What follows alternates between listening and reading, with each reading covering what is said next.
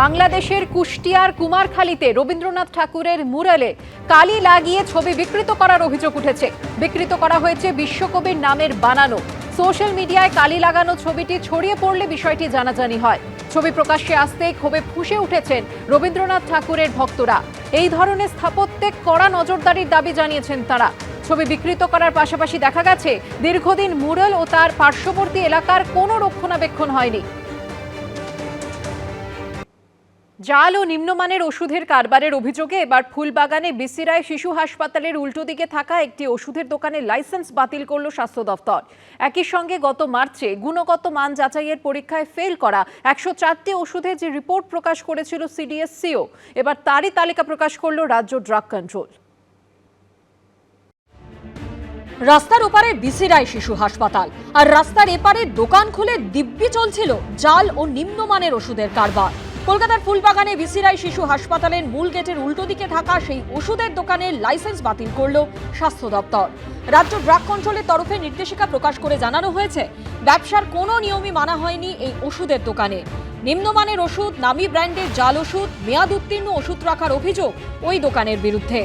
রাজ্য drug control বিসিরায় শিশু হাসপাতালে ঠিক উল্টো দিকে এই যে ওষুধের দোকান দেখা যাচ্ছে, সেই ওষুধের দোকানের লাইসেন্স বাতিল করলো। তাদের কাছে এই হাসপাতাল এবং আশপাশে যে বিভিন্ন জায়গা আছে সেখান থেকে যে ওষুধ সংগ্রহ হয়েছিল, দেখা গিয়েছিল যে সেই ওষুধ এই দোকান থেকে নেওয়া হয়েছে এবং সেটা নিম্নমানের ওষুধ। এনআরএস মেডিকেল কলেজ হাসপাতালেও লিখিত অভিযোগ করে হাসপাতালের উপাধ্যক্ষ যে এই ওষুধের দোকান থেকে যে ওষুধ সরবরাহ হয়েছে, নির্দিষ্ট কয়েকটি ওষুধ যেগুলো তারা মনে করছেন জাল। অর্ডারে লেখা আছে যে এখানে ওষুধ যেভাবে মজুত করা হচ্ছে সেটা সঠিকভাবে হচ্ছে না, তাপমাত্রা বজায় রাখা হচ্ছে না, জল লিক করছে। একই সঙ্গে যেখানে ওষুধ রাখা হয়েছে রেফ্রিজারেটরে দেখা যাচ্ছে মেয়াদ উত্তীর্ণ ওষুধ রয়েছে।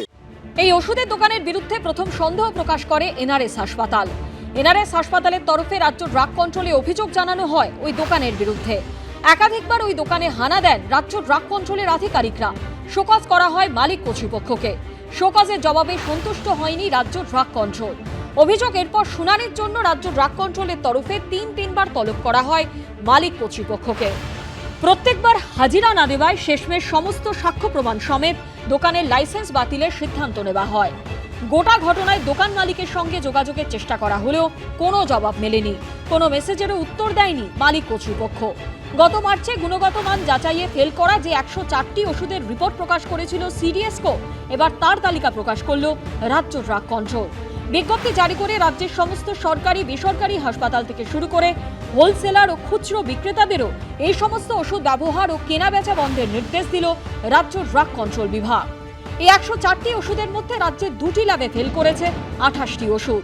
তাদের মধ্যে উল্লেখযোগ্য হল পেটের আলসারের ওষুধ, স্নায়ুর রোগের injection, রিঙ্গাল lactate saline, cough syrup, হৃদরোগ ঠেকাতে ব্যবহৃত অ্যাড্রিনালিন ইনজেকশন, হাঁপানি এবং ফুসফুসের সমস্যা ঠেকাতে ব্যবহৃত ইনজেকশন, ব্যাকটেরিয়া সংক্রমণ, রেচনতন্ত্রের সংক্রমণ, নিউমোনিয়া প্রতিরোধী ইনজেকশন, চোখের ড্রপ, ব্যথা কমানোর ট্যাবলেট, অ্যান্টিবায়োটিক, খিঁচুনি কমানোর ইনজেকশন, ভিটামিন এবং ক্যালসিয়াম ট্যাবলেট, ডায়াবেটিস কমাতে ব্যবহৃত injection, chemotherapy injection. Jhilam Karanjai ও সন্দীপ সরকারের রিপোর্ট, এবিপি আনন্দ, কলকাতা।